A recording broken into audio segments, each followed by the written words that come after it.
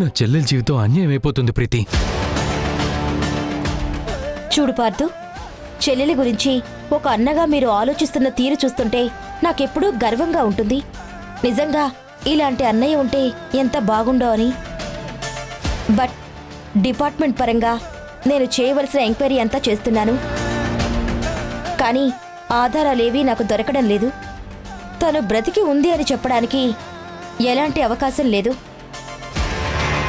అయినా సరే నిరాశపడకుండా నేను నమ్మకంతో వెతుకుతున్నాను. మీ నమ్మకం నిజం చేయాలని ప్రయత్నిస్తున్నాను. ఈ ప్రయత్నంలో కాస్త సమయం పడుతుంది.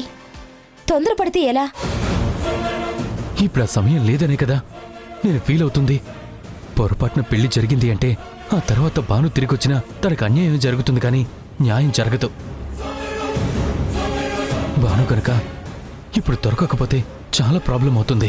మా చెల్లి వస్తేనే అక్కడంతా సర్దుకుంటుంది. లేకపోతే కార్తీక్కి ఇంకో పెళ్లి చేస్తానంటున్నారు. అదే కనుక నా చెల్లికి జరిగితే తన జీవితం అన్యాయం అయిపోతుంది ప్రీతి.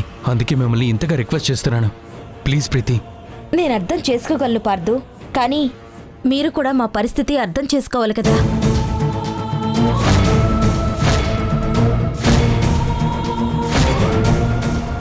మీరేం మాట్లాడుకుంటున్నారో నాకు అర్థం కావడం లేదు.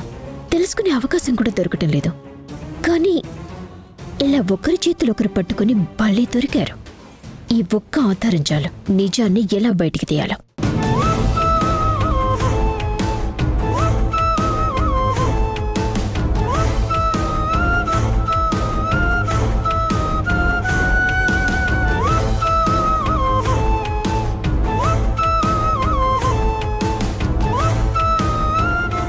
ఈ ఫోటోని చూపించి నువ్వు ఏం ఎంక్వైరీ చేస్తున్నావో మొత్తం తెలుసుకుంటాను. అసలు మీ ఇద్దరి మధ్య ఏం జరుగుతుందో మొత్తం బయట పెట్టిస్తాను.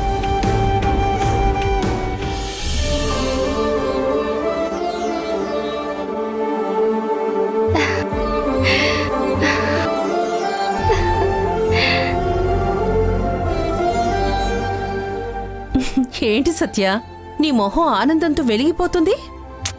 ఏమో అనుకున్నానమ్మా, కానీ నువ్వు మామూలు వ్యక్తివి కాదు. అనుకున్నది ఎలా సాధిస్తావో ఈరోజు నాకు బాగా అర్థమైంది. నువ్వు ఒక్కొక్క మెట్టు ఎక్కుతూ ఎలా గెలుస్తున్నావో ఇప్పుడిప్పుడే నేను పూర్తిగా తెలుసుకుంటున్నానమ్మా. ఏంటి, జాతర నేను మీ నాన్న చేస్తున్నామని నువ్వు ఇలా మాట్లాడుతున్నావా?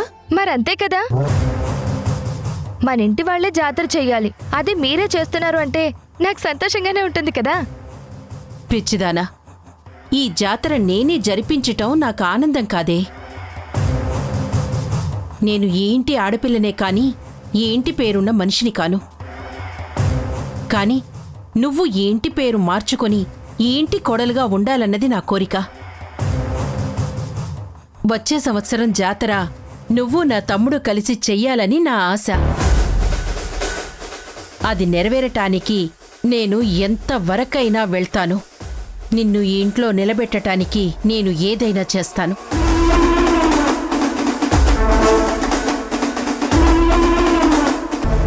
ఏంటి రాధా నువ్వనేది? అయినా సడన్గా ఇంత పెద్ద నిర్ణయం తీసుకున్నావేంటి? ఇది పెద్ద నిర్ణయం కాదండి. ఏదో ఒకరోజు జరగాల్సింది ఈరోజు జరుగుతుంది. వెళ్ళిపోవడం తప్పదు అన్నప్పుడు ఎంత తొందరగా వెళ్ళిపోతే అంత మంచిది. నువ్వు ఇక్కడి నుంచి వెళ్ళిపోతావని ఎవరు చెప్పారు? నేనేంటో నాకు తెలియదు, కానీ నా పరిస్థితి ఏంటో మాత్రం నాకు అర్థమైంది. నేను ఇంట్లో అడుగు పెట్టేసరికి మీ అమ్మగారికి మీ మీద ఉన్న ప్రేమని చూశాను, ఆవిడ మీద మీకున్న గౌరవం చూశాను, మీ ఇద్దరి మధ్య ఉన్న అనుబంధాన్ని చూశాను. కానీ నా వల్ల, కేవలం నా ఒక్కదాని వల్ల మీ ఇద్దరి మధ్య ఆఘాతం ఏర్పడుతుందని నాకు అర్థమైంది. తల్లి కొడుకులని దూరం చేసే పాపం నాకు తగలకూడదంటే నేను ఇక్కడి నుంచి వెళ్ళిపోవడమే సరైన మార్గం అనిపిస్తోంది. నేను దూరంగా వెళ్ళిపోతే మీరు మీ వాళ్ళకు దగ్గరవుతారు. దయచేసి కాదనద్దు. చూడరాదా, అమ్మ పంచాయతీలో తీర్పు చెప్పింది కదా, నీ డెలివరీ అయిన వెంటనే నువ్వు ఈ ఇంటి నుంచి ఈ ఊరు నుంచి శాశ్వతంగా వెళ్ళిపోతావు అని. కానీ నిన్ను అలా పంపించే ఉద్దేశం నాకైతే లేదు.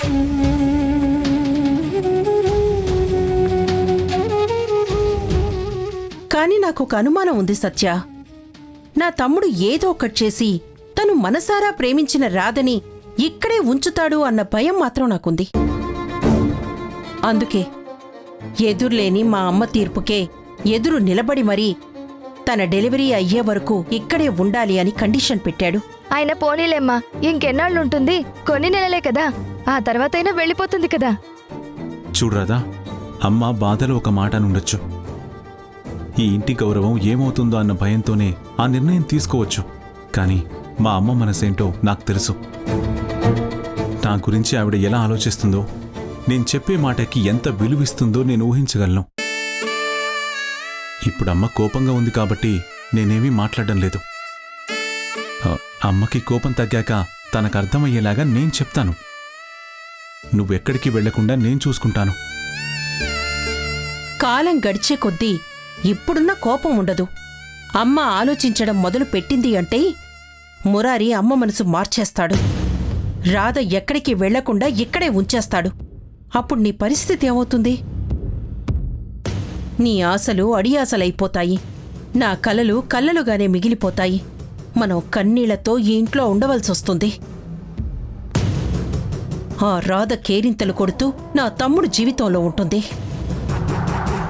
అది జరగకూడదు అంటే అమ్మవారికి జరిగే జాతర పూర్తయ్యేసరికి ఆ రాధ ఇక్కడి నుండి శాశ్వతంగా వెళ్ళిపోవాలి. మీ జీవితంలో నేనున్నానని మీరు చెప్పడమే కానీ ఇప్పటి వరకు నాకు గుర్తు రావడం లేదు. నా పేరు, రూపం, మాట తీరు అన్నీ ఇప్పుడు నేర్చుకున్నట్టుగానే ఉన్నాయి. ఇప్పుడిప్పుడే తెలుసుకుంటున్నట్టున్నాయి. నేనేంటో నాకు తెలిసే వరకు నా పైన ఏంటో, నా గమ్యం ఏంటో, అసలు నాకేం జరిగిందో కూడా నాకు తెలియదు. కానీ నా కడుపులో ఒక రూపం పెరగటం నిజం. అది ఇంటి పరువుకు శాపం కాకూడదన్నది నిజం.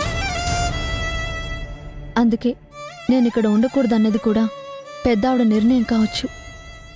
దాన్ని నేను తప్పు పట్టడం లేదు. ఎప్పటికైనా వెళ్ళిపోవాల్సిందే. నేను మీతో కలిసి ఉండాలని మీ కోరిక. అందుకే మీరు ఈ నిర్ణయం తీసుకున్నారు. లోకాల నేలే అమ్మవారి జాతర అంగరంగ వైభవంగా ఈ ఊళ్ళో జరగాలి. మీ ఇల్లు ఎప్పుడూ పచ్చగా ఉండాలి. ఈ ఊరు ఎప్పుడూ మిమ్మల్ని గౌరవిస్తూనే ఉండాలి.